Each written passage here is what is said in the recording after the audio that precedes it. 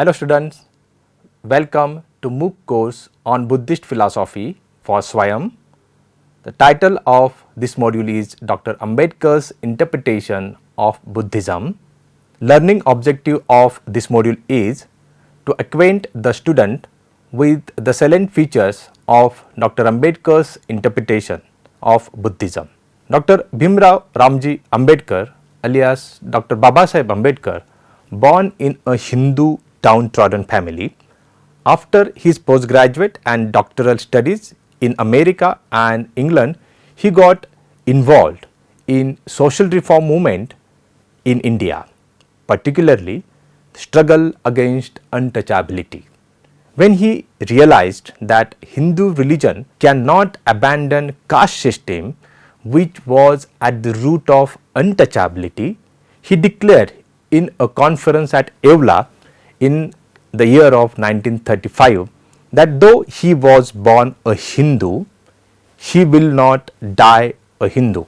He studied Hinduism and other religion critically and came to the conclusion that Buddhism is the only religion which he can accept. Finally, he embraced Buddhism in a public meeting on 14th October 1956. He didn't follow Buddhism blindly. He had a rational approach towards religion. He had his own way of looking at Buddhism based on his own vision. While re-understanding Buddhism, he reinterpreted the fundamental doctrines of Buddhism like 1.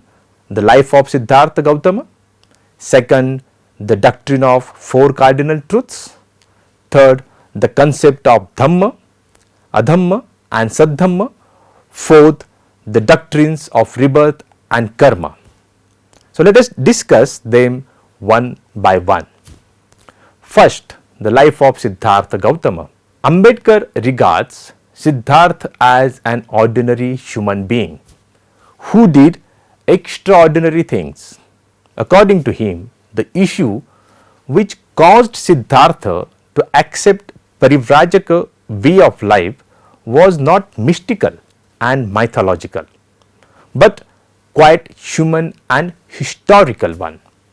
According to traditional account, Siddhartha left home when he saw the sight of 4 stages of life.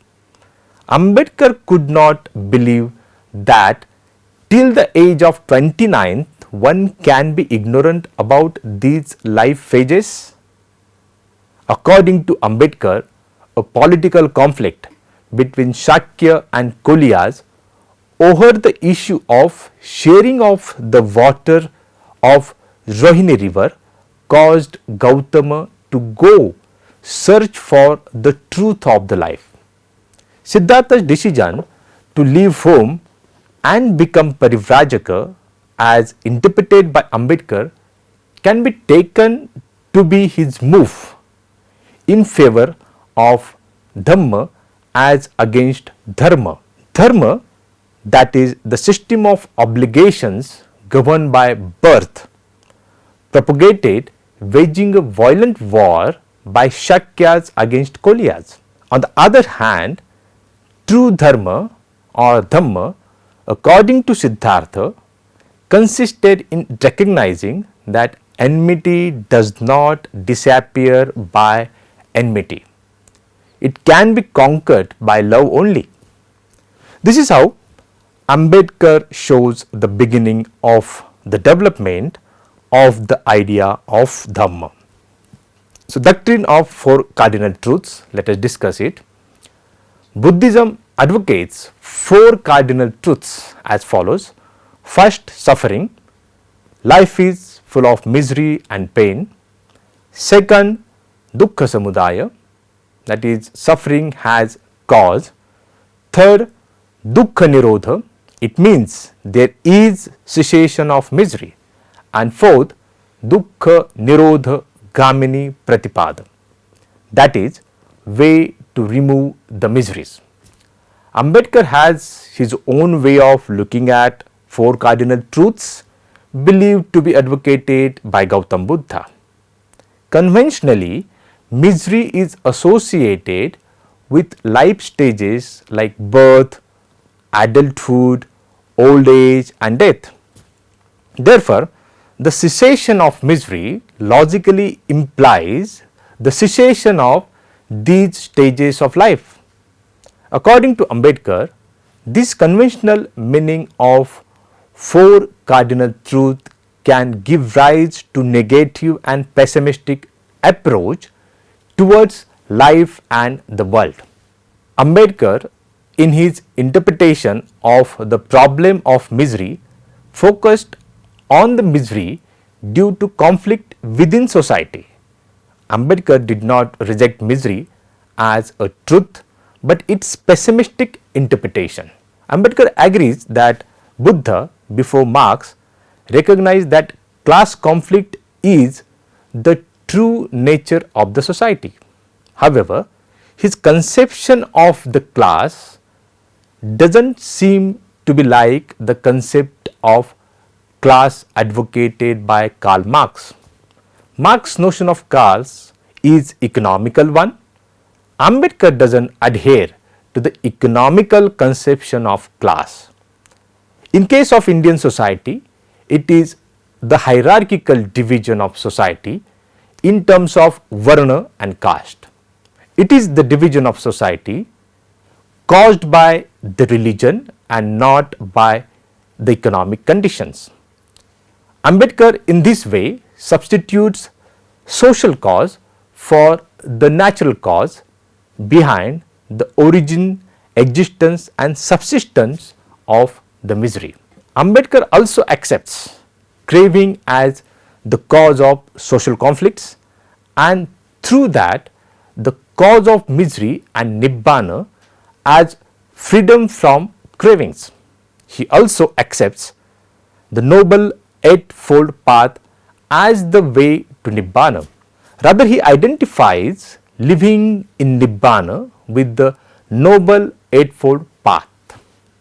So, instead of saying that Ambedkar rejects the doctrine of four noble truths, it is more correct to say that he rejects its individual centric and pessimistic version and reinterprets the doctrine in more social and empirical terms. Now, let us discuss next point, Dhamma, Adhamma and Saddhamma. Ambedkar divides Buddha's teaching into three categories, Dhamma, Adhamma and Saddhamma. So, what is Dhamma? Under the category of Dhamma, Ambedkar discusses the path of purity and perfection. Under the purity, he includes threefold purity, purity of body, speech and mind. Under perfection, he refers to the doctrine of six perfections, that is paramita. So, perfection of giving, dana paramita, perfection of moral, shila paramita, perfection of patience, kshanti paramita, perfection of vigor, virya paramita, perfection of concentration, samadhi paramita and perfection of wisdom, jnana prajna paramita. Dhamma is cultivation of this perfection. Path of purity and perfection takes one to Nibbana. For Ambedkar, Nibbana is not a yogic state which is temporary and which involves dissociation from the world. It is also not salvation of the soul which was accepted in Brahmanic and Upanishadic teaching. Ambedkar understands the Nibbana of Buddhism as a state of living. He says that to live in Nibbana is Dhamma. Nibbana, as Ambedkar interprets it, is to be achieved in this life while living in samsara, not after death.